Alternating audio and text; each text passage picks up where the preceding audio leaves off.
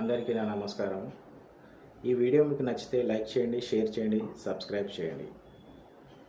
Jai Sriram.